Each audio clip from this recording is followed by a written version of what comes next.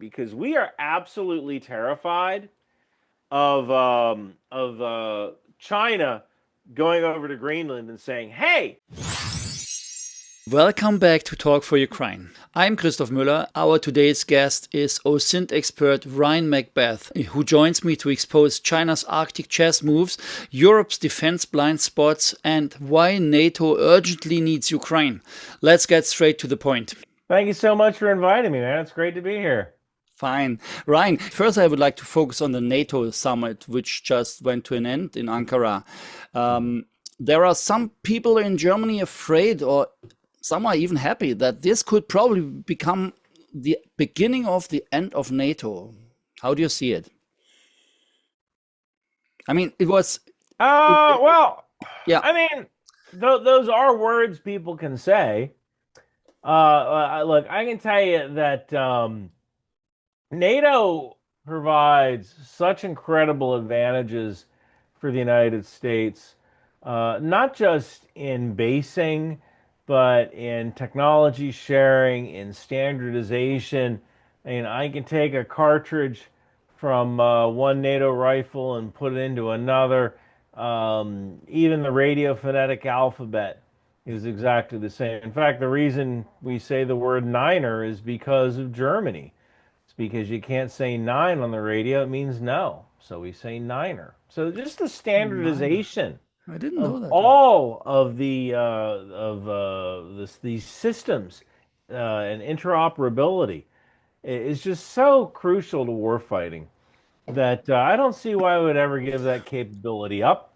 Of course. And all the U.S. has really asked ever since the Obama administration, honestly, is stop using Russian gas and please start putting more money into the kitty when it comes to defense spending. That's really all the U.S. wants. Mhm. And it's starting to look like Europe is starting to go, you know what? Maybe we ought to start taking control of this.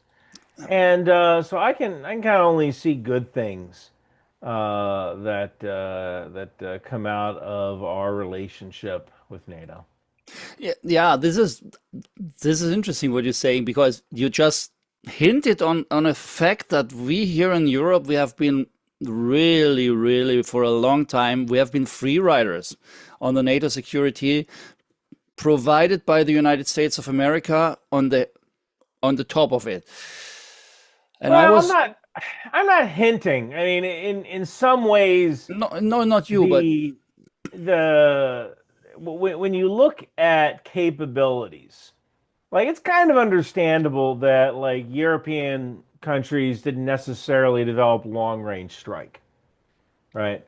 That's something that the U.S. has, and NATO countries never really needed that kind of long range strike capability. mm, But when we're talking about, hey, maybe you ought to be able to make your own ammunition. Maybe you ought to be able to raise an army. Or I believe in Germany, I think a recent poll was taken in Germany. I want to say around only 20% of people said that they would defend their country if they had to. That is an extremely low number.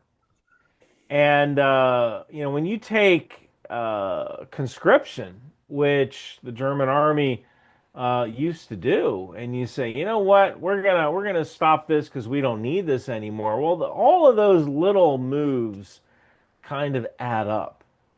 Now, you take a look at Germany, and they still have some of the best engineers in the world. Leopard 2 is a fantastic tank. And they have a fairly robust manufacturing sector. You just got to kind of go back to doing what they do best, and that is making weapons that can be used by other NATO countries. And Germany is this economic powerhouse. It'd be helpful to turn on the nuclear factories again as well. The nuclear plants. That would be kind of useful. I don't know why I did that. I kind of get it. You know, politicians have to pander to their base, but man, God gave us a magic rock that could boil water and doesn't give off any pollutants. I'm kind of on the side of the magic rock here. What you're talking about, magic rock now? Didn't understand. Yeah, uranium. Uranium Oh, is the okay. magic rock that can Hmm. boil water. Yes, yes, yes. Maybe we ought to use the magic rock. It's you know, there have been so many things you have now all the time. It's not only about weapons, it's about the will of using them right. And we in Germany, um, or probably also everybody in Europe, because we are so used to living in security. We have been in a peaceful time for 80 years under the protection umbrella of the United States of America and the NATO. And there was all the time no real danger. When I was young, I'm 62 years old now. When Hmm. I was young, there was a lot of protest movements against NATO, against the Pershing II Oh, stationment that in, thing, yeah. yeah, Whew. yeah, yeah, yes, and that was and when I was about 15, no, 16 years old then, Mhm. and we really didn't understand. But I also didn't go to the rallies, but there were many people on the rallies, and now I know that this was really pushed already by the Soviet propaganda those Oh, yeah. days. Absolutely. So, so the political will is not really clear, and those people are in charge here in Germany now. Also, the government before the actual government, the Olaf Scholz government, they have been completely uh, on the so-called peace side. So, which Mhm. means we have to have peace with Russia. So they obviously don't understand. This is so mad, and I uh, mean, once they take you over, you're gonna have peace. Like what? It's gonna of be very, yeah, at least until the death squad start coming. they will never take us over. I'm sure about that. So it's a lot of people are getting they're waking up now. Um, what I wanted to ask you, because you are also an expert in this disinformation campaigns, Mhm. and this filters a lot of, this shows a lot of this shows exactly how the Russians work, and how can you tell us how do you do this? How do you track back those images, or how do you prove that Oh there is boy, there. disinformation? I mean Because that's a really long, it's too much. involved subject, but a lot of it is I have no life. Like a lot of it is just it's just the fact that I have so much work to do Hmm. that I've gotten, and I have a pretty good photographic memory. Wow. But when I look at the systems, I tend to remember things like systems or schematics or names or even just about every newspaper or article or web article I've ever wrote. And when people call me out and say, "Oh no, that's impossible. There's no way you can do that," and I say, "All right, well, ask me to name my top five Taylor Swift songs." Hmm. And I can only name two songs by Taylor Swift. The reason is I don't listen to Taylor Swift. So don't All I? I do is work. Yeah. So a good example is during the war in Gaza, someone posted a picture of a young blonde girl writing a message on an artillery shell. And they said, "Look at what these girls are doing for artillery shells are going to be shot into Gaza." And I said, that image was taken 12 years ago in 2006 because Wow. I remember seeing it. Wow. Oh yeah. Oh yeah. So And I found the image and I think I did a video about it. So yeah, I I a lot of it, some of it's that, some of it is software. there is the tech right now. I actually wrote some tech. I gave it away for free on my GitHub. Um, there's tech that can identify photos using vector maps. And I don't want to get into how the vector maps work, but essentially you change every pixel into a number, and don't worry about that. But essentially, today, once something is posted online, you have the tech to look for that picture. And if that picture had been posted previously, you have the ability to throw a notification up that says, "Hey, this is this has been used before, and this is out of context." And the fact is that companies, even though they have the tech to do this, they choose not to do it because they need that level of anger, because it's anger that creates it's anger that creates clicks, it creates views, it creates the eyeballs that they need in order to meet their advertising revenue. You know, So, yeah, I mean, yeah, we yeah. could. It's honestly, it's going to take some kind of legislation uh, to really get social media companies to be responsible. That's exactly the point because I have been asking that because um, for me it's also very clear that the disinformation campaigns and this shaping of mindsets, and we in Germany, this is the perfect example. We have completely opposite minds, but now you in the United States, you have that too. I see that Donald Trump and his followers, they think the Russians are not the very bad guys. And when you see Trump on the Alaska summit shaking hands and making friends with Trump, something is wrong. I think your president makes friends with Putin, and so something is completely wrong in the mindsets of people, and this comes from those disinformation campaigns and from the long-term um, infiltration of of narratives. And it doesn't matter if they contradict each other completely. It's absolutely useless. But the the truth, I thought all the time, truth is something eternal and something solid, and I still believe it. But in the moment, we can have our doubts, and that's why I'm so interested in your work as an disinformation researcher. Yeah. That's why I was asking that.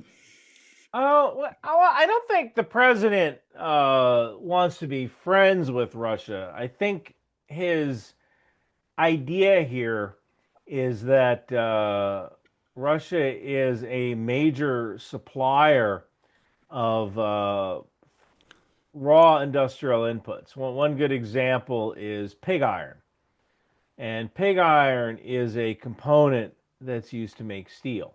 Okay. And currently, we in the United States do not have enough pig iron in order to make steel. And there are some mines, but there's been some issues with being able to take stuff out of the ground because people they don't want mining trucks in their neighborhood and so on. But this is one of those things where when you look at it from a point of, and I'll tell you, if you look at it from the point of a transactional relationship, wouldn't it make sense for the United States to just take Russia's side, get some sort of peace agreement in place, and then just start lifting minerals out of Russia and Ukraine? And if you look at it from the standpoint of the national security statement, national security document that was put out in I think last September, we put this thing out. I did a whole video on it.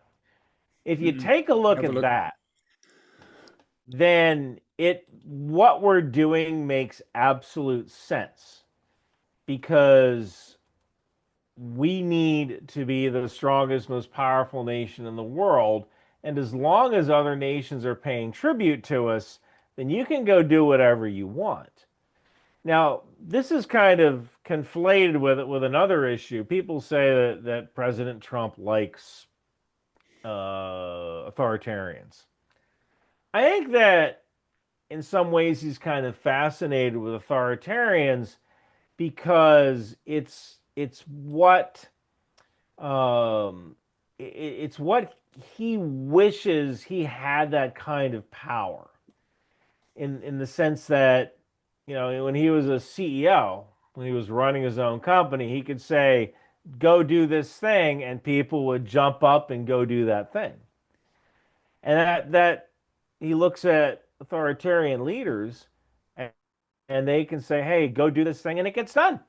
There is a rail line between those supposed to be between Los Angeles and San Francisco. I think the people voted for this, California, they voted for this 20 years ago. It still isn't built. That's because there's 4,000 plots of land between Los Angeles and San Francisco. So they have to negotiate with every single landowner. If you're China, you just say, "Here's the fair value for your land. Get off or we shoot you." Right? It actually probably never gets to the point where they shoot you. You just get off the land because you don't want to deal with it. Mm-hmm. And we can't do that in the U.S. Of course not. But in Hopefully not. authoritarian nations, you can. And so I think there is a little bit of, for lack of a better term, jealousy that foreign Yes, countries can do that. but hopefully there are enough Americans who are still against that and don't think that it's good to live in a dictatorship.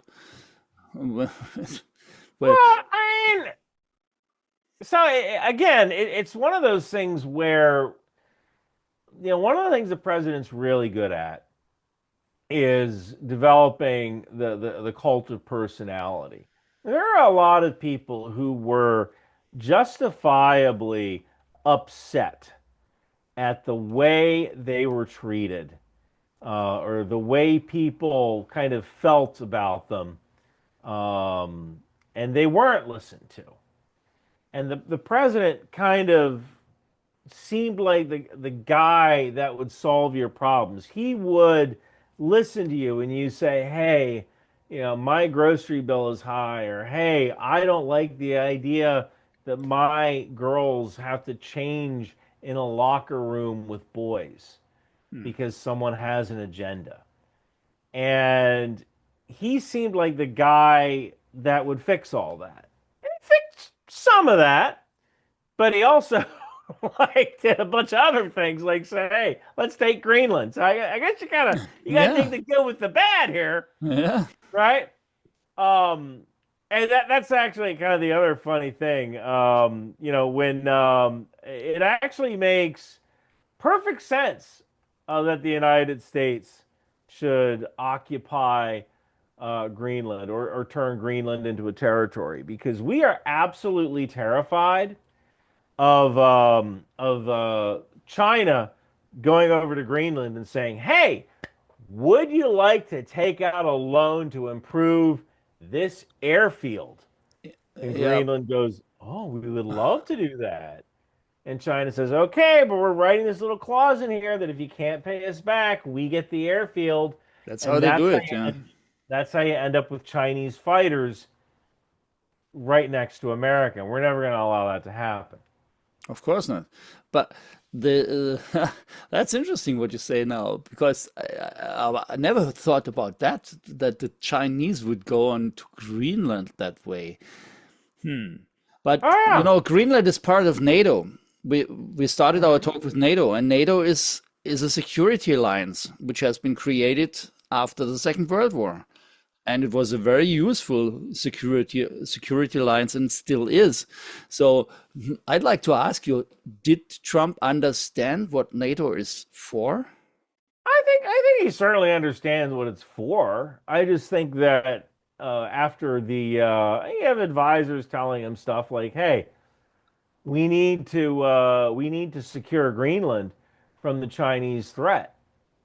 But And it's secured being part of NATO. So okay, you think that the Chinese they just go into? Do you really think this will ever happen? That the Chinese go into Greenland like that? dude, it happens in Africa all the time. And Yes, granted, there's no NATO countries in Africa, but China goes into an African country and says, "Hey, we're going to build you a rail system, and we'll give you a Huawei cell phone network for 20 cents on the dollar. The only thing we ask is that you allow us to build a military base and you allow us to inspect the data that's flowing through your cell network that we built for you." And if you're a dictator of an African country, you're probably going to say yeah to that because it means your economy explodes. And all right, your people might be being listened in on by the Chinese, but you get rich, your economy does well. So yeah, like I don't really see and then when that nation might come to the U.S. and say like, "Hey, China offered us this deal. All we have to do is let them listen in on our phone conversations. What have you got for us?" And the only thing we got is, "Well, don't do that." Well, like it's a pretty easy deal to understand, right? so So I could see that happening. Even something as simple as at this airfield, China installs Chinese guidance systems or radar systems that also have a dual use of communicating what aircraft are landing back to China. Like they're so good at what they do I when mean it comes. that is a very a huge and vast topic to talk about China because Yeah. there is there is a big threat and danger on the horizon, or it's already there and we haven't got it. But the real visible threat, especially for us here in Europe, is Russia, and All right. that's the thing I would like to talk about with you also because Ukraine is in the moment the country who gets all the hits from Russia, but also who hits back strongly in a way now. And so Ukraine is exactly doing what NATO was created for. And what's your opinion on taking Ukraine into NATO? Do you see any I chance think for that? that I think that that bringing Ukraine into NATO would be such an incredible advantage for NATO because we're taking a country with real life experience in modern conflict and we're getting this country that has rapidly industrialized in order to manufacture relatively inexpensive weapons. Like they know how to do this. So getting them into NATO just adds a pipeline of experienced officers and engineers, people who know how to design these systems. And it just makes it easier to integrate them in with the NATO system. And boy, like they would just be a powerhouse, especially other countries that want weapons. I think they developed I can't remember the name of the surface to air missile system, but they developed a surface to air missile system that might be close to as good as the Patriot, maybe, but it costs $700,000 a shot. Com $700,000 Compared per to 3 million of a Patriot, compared to right? 3 million or so. So, you Yeah, sure. know, where's the downside here, right? Like, where's the downside? So, The yeah, the only downside is psychological nature in our European minds or also the American minds to integrate a country which is at war. That's that's why nobody wants to integrate Ukraine into NATO, because then we also have to fight ourselves, and we don't want to fight. That's why. Yeah, That's the only well, reason. we wouldn't be able to do it until we wouldn't be able to do it uh, until NATO until the war is over. But I think it would only be an advantage for everyone. But Ukraine needs absolute also the support of the Western countries, and that is my big concern, that they will that the Western countries will deteriorate politically, that the will be gone, and that our democratic governments will be elected away, and there will come pro-Russian governments in each country, and then it's over. Well, That's my that's I don't know. Did you ever sorry watch the sorry. TV show South Park? Pardon me. There's a TV show called South Park, Okay. and Yeah, great. there is an episode of this show where these gnomes are coming out of the closet every night and they're stealing the underwear, the underpants of this kid named Butters. And the kids in the show, they track these gnomes back to their lair, and there's all these stacks of underpants everywhere. And they ask the gnomes, "What are you doing?" And the gnomes say, "Well, we're gonna get filthy rich. Phase one is steal all the underpants.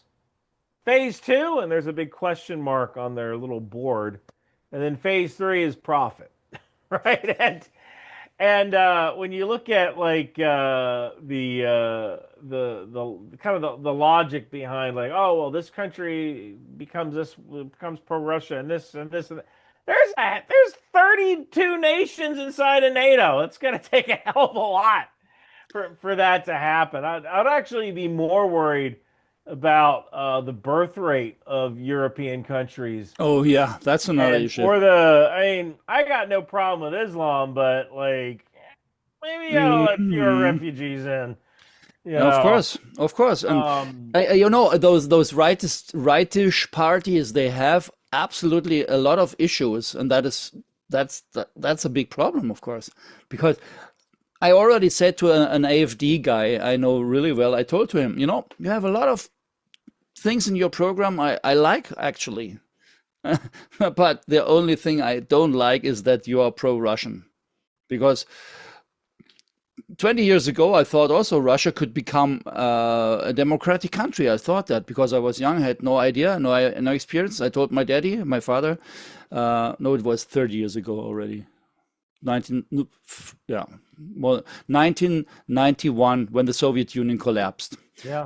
Then I told my father, who I got all my ideas from my father those days, because my father, he escaped from East Germany to West Germany. I'm a mixture of East and West Germany, so I know both sides. Mhm. And my father told me, you know, I said, Daddy, the Russians, they have now the chance to become democratic. And my father told me, the Russians will never change.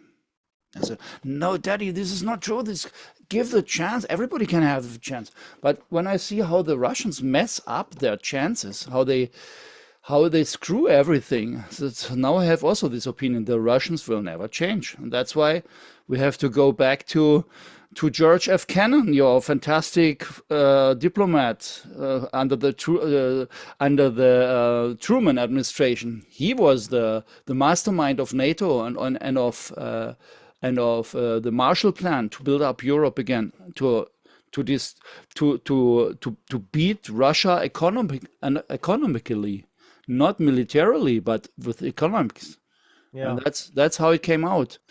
And now we forgot all that, and I'm really sad about this. That's why we are talking here, and hopefully we can figure it out. It's uh, I I show sometimes books from this is the book from George F. Kennan, the Memoirs of a Diplomat. It's really worth reading. This is in German, but read it in English. All those people who haven't seen it, you can learn a lot about this, why there is NATO, and what's about the Russians, and what does a diplomat say who understood the Russians. And he convinced his administration, because the Roosevelt administration before, before Truman, he was also this peacenik. He was also the appeaser, and yeah, we have to talk and talk. That's bullshit. Yeah. Memoirs of George F. Kennan. He is fantastic. George F. Kennan. Diplomat. George F. Kennan. He was really he was under Adolf Hitler in the Nazi Germany time. He was on the U.S. embassy in Berlin, and later on he came to the U.S. embassy in Moscow as a diplomat, and he spoke perfectly German and Russian, and he understood them. And later on he became the ambassador of the United States in Russia. Okay. And Truman, really, the administration, they asked him, when they came into office, they asked George F. Kennan, what kind of people are those Russians? We have no idea about them. They were Americans who wanted to know about their opponents, who wanted to learn something. Unlike the nowadays administration, I have the impression they don't want to learn anything. They know everything already, they think, which is not true. So. Wow, I'm looking at this book right now on Amazon, and there's 2 volumes. Can you imagine having only 2 volumes story that spans 2 volumes? Crazy. Yeah, crazy. So buy one of them. I could also get 5 of them. I have 2, and this book has my father read it when I was still at school. He found it. Actually, I took this book from our school library, and I don't know why I took it, and my father read it, and I admit I didn't give it back. Just well, you and Al Bundy have something in common then. I have something in common with Al Bundy, you say? Yeah, yes. Al Bundy, I think he took out the little engine that could from the library and never returned it. And the librarian knew that guy was a loser, so she stayed for an extra like 30 years on the job because she knew one day he would try to return it. But you know what? I'm still in contact with my teachers from those times, very old now, and I will give it back. I promise. I will give it back. But okay, yes. So, Ryan, I think that was perhaps a very good talk up to now, and let's end it like that. I think. What do you think? Shall that sounds fantastic. Thank you so much for having me on your show. Yeah. Okay. Hopefully, we'll meet again. It was a big pleasure. Thank you. Thanks to everyone who has watched our conversation until here. This is Talk for Ukraine. My name is Christoph Müller. If you liked it, show this by hitting the like and subscribe button. Also subscribe to our new German channel, Talk for Ukraine Deutsch, if you are interested in more interviews in German. Maybe we can also touch some of your questions in our next interviews. Take care, everybody, and see you the next time.